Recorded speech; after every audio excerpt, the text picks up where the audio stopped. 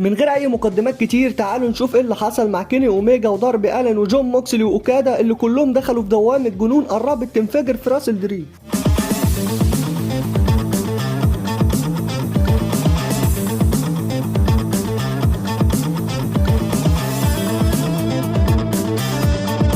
افتتحنا العرض بفقرة سيدات ملناش دعوة بيها، بعد كده بنروح لمباراة الهارد سانديكيت والجيتس اوف اجن. الماتش كان جامد بينهم هما الاربعه مع تدخلات من ام في بي وريكوشيه. المفاجاه ان الهارد سانديكيت خسروا، وده حصل بعد تدخل واضح من ريكوشيه اللي ضرب شيلتون بنجامين وساعد الجيتس اوف اجن انهم يخطفوا الفوز. واضح ان الهدف من الماتش ده كان تمهيد للي هيحصل بين الهارد سانديكيت والديماند في عرض راسل دريم، وبيتهيألي ان اللي بيحصل ده مش مجرد خساره عاديه، لا اعتقد بنسبه كبيره ان كده الهارد سانديكيت هما اللي هيفوزوا ويخلصوا العداوه دي لصالحهم، خصوصا بعد الخساره النهارده. ممكن برضو بنسبه كبيره ريكوشيه يسيبهم بعد الخساره في راسل دريم. بقول ممكن مش اكيد، اصل انتوا عارفين ريكوشيه محدش يثق فيه اصلا. توقع الماتش بينهم في راسل دريم هيكون جامد جدا، وممكن يكون كمان في لحظة خيانة من ريكوشيه لواحد من فريقه، لانه دايما شخص صعب يتوثق فيه. يعني باختصار الهارد سانديكيت اتكسرت هيبتهم مؤقتا النهارده في داينامايت، بس راسل دريم هيبقى موعد الانتقام. بعد كده بنروح لفقرة الجمدان كله، السيجمنت من جون موكسلي وداربي الين. السيجمنت ده كان عبارة عن مواجهة فيس تو فيس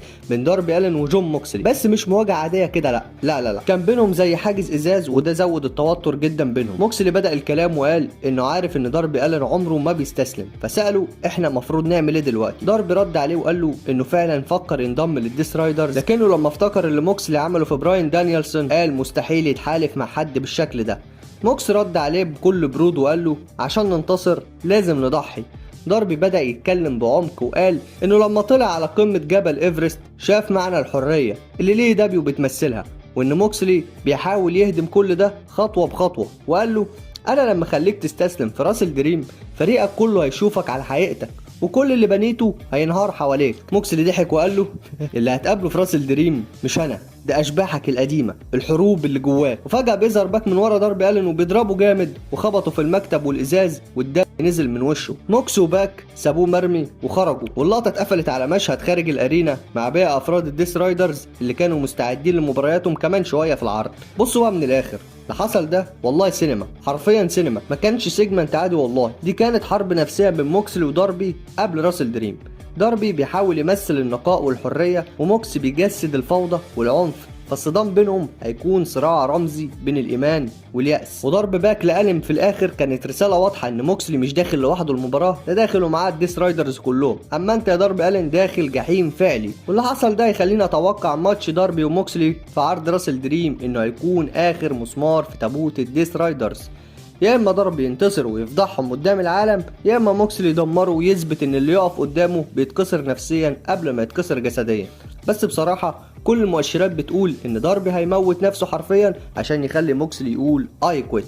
وبرضه هنخلي التوقع التفصيلي للماتش ده في فيديو توقعات بكره باذن الله. بعد كده هنروح لمباراة واحد من الديس رايدرز وهو كلاوديو كاستانيولي ضد رودريك سترونج. ماتش كان قوي جدا من كلاوديو ورودريك، بدأ بسرعة وجمدان من الاتنين دخلوا في بعض من اول دقيقة، لكن كلاوديو كان مسيطر على اغلب فترات المباراة. وفي وسط كل ده كان برضه رودريك كان بيحاول انه يرجع في المباراة ويسيطر عليها، لكن كل مرة كلاوديو كان بيصده ويكمل عليه، وفي الاخر كلاوديو بيعمل سترونج بوب ابر كات قتلة وخلص الماتش بيها وبيفوز نضيف على رودريك سترونج. الماتش ده كان استعراض من كلاوديو، خصوصا بعد اللي شفناه من الديس رايدرز قبلها، فالفوز هنا كان لتثبيت انهم لسه مسيطرين على كل حاجه في العروض. ورودريك رغم الاداء القوي لكن واضح انه لسه مش راجع 100% من الاصابات اللي مر بيها خصوصا اخر كام فتره.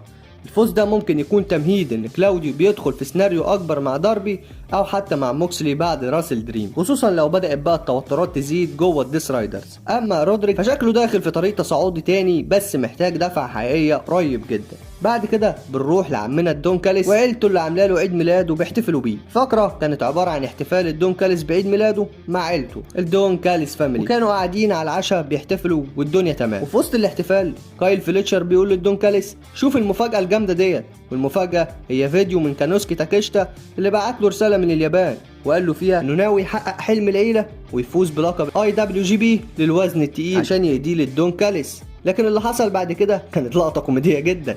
اوكادا كان حاضر العشاء، وبعد ما الفيديو خلص وسمع الكلام كله قال اسف دوست على زرار بالغلط وقطع الفيديو بنفسه كانه مش طايق يسمع كلمه عن تاكيشتا او وعوده. بعدها بيظهر فيديو تاني وهو كان ليله عرض NJPW كينج اوف برو راسلينج في اليابان، وهناك فعلا تاكيشتا حقق وعده وفاز على زاك سيبر جونيور، وده معناه انه فعلا بدا يمهد لنفسه طريق للقب العالم في الAEW. الفقره دي كانت ذكيه جدا من الAEW، ربطت قصص الAEW والNJPW مع بعض تاني من خلال الدون كاليس وعيلته، وواضح ان تاكيشتا بيتحول تدريجيا لنجم عالمي جوه الحكايه ديت، واوكادا مش مرتاح له خالص. وبعد كل ده اتوقع بدايه توتر كبير بين اوكادا وتاكيشتا جوه الدون كاليس فاميلي.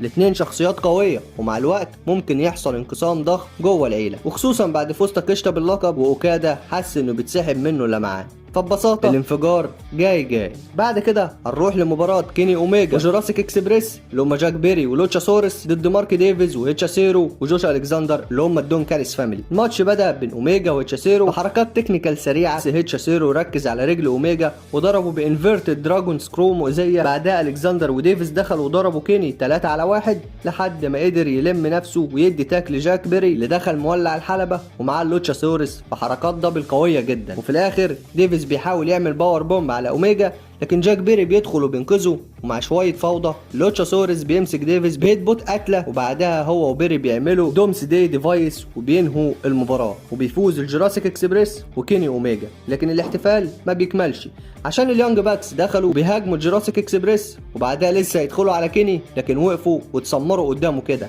بس الجوراسيك اكسبريس بيردوا عليهم وبيخرجوهم بره الحلبة. وانتهت الفقرة بديف مجنون من جاك بيري على الدون كاليس فاميلي.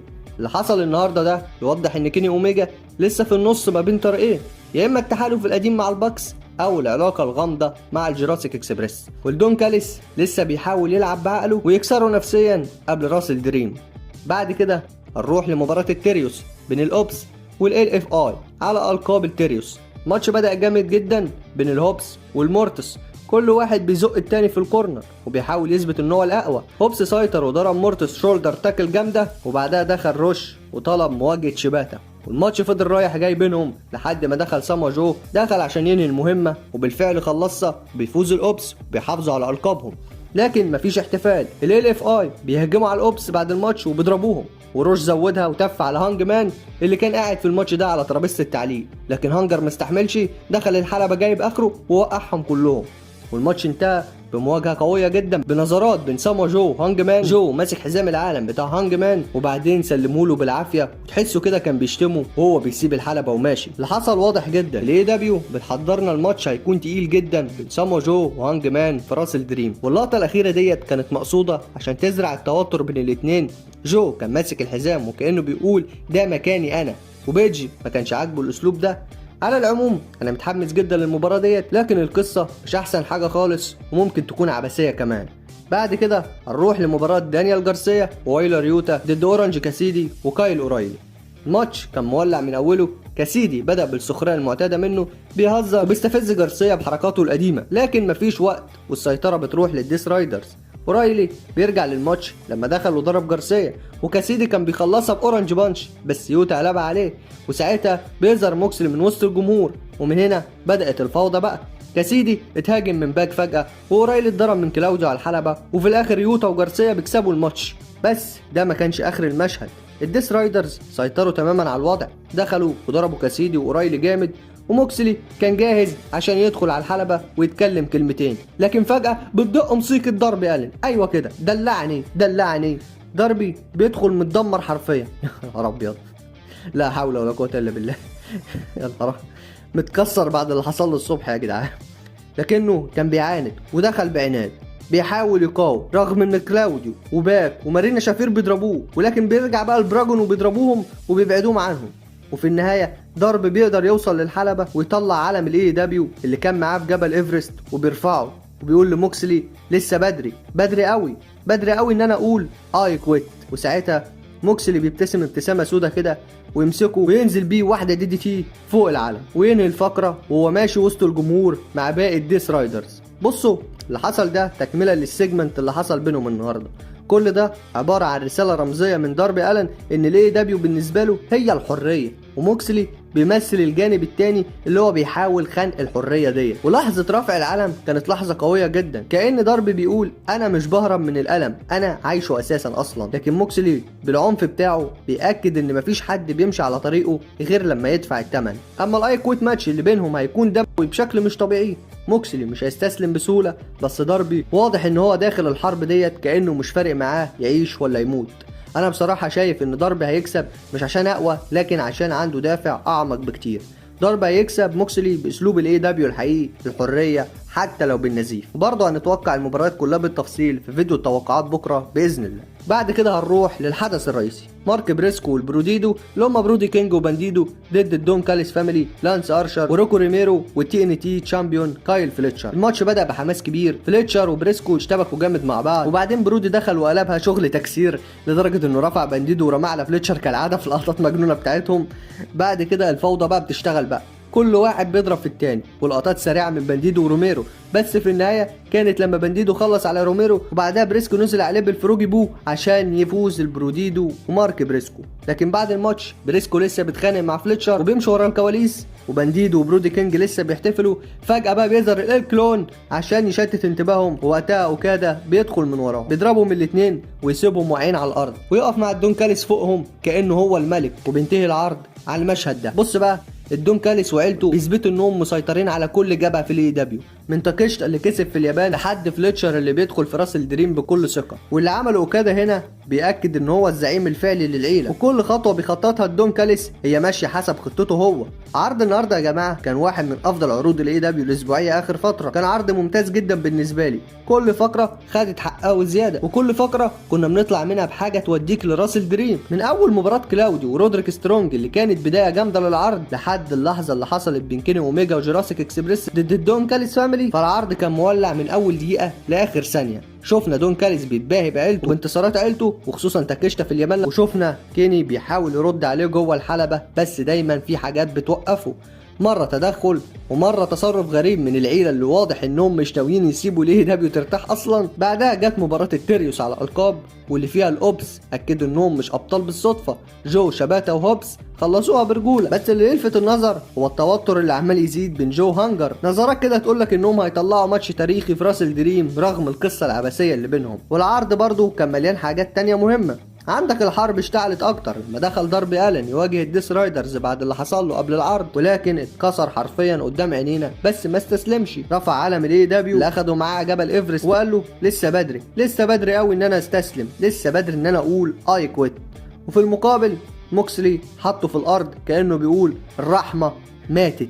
وفي النهايه لما افتكرنا ان الليله خلصت خلاص، بيظهر اوكادا بنفسه مع الدون كاليس وبيضرب البروديدو بالرين ميكر وقفل العرض وهو واقف فوقهم، والعالم كله شايف مين اللي ماسك زمام الامور دلوقتي في الدون كاليس فاميلي. باختصار الاي دبليو ماشيه نحو راس الدريم بسرعه الصاروخ، وكل فئه وكل اتحاد وكل تحالف هيدخلوا العروض الجايه بحسابات مفتوحه، فاستعدوا يا رجاله. الليله دي كانت تمثل العاصفه اللي بتحصل قبل الطوفان. وبس كده، ده كان واحد من احلى العروض الاسبوعيه اللي استمتعت بيها في 2025.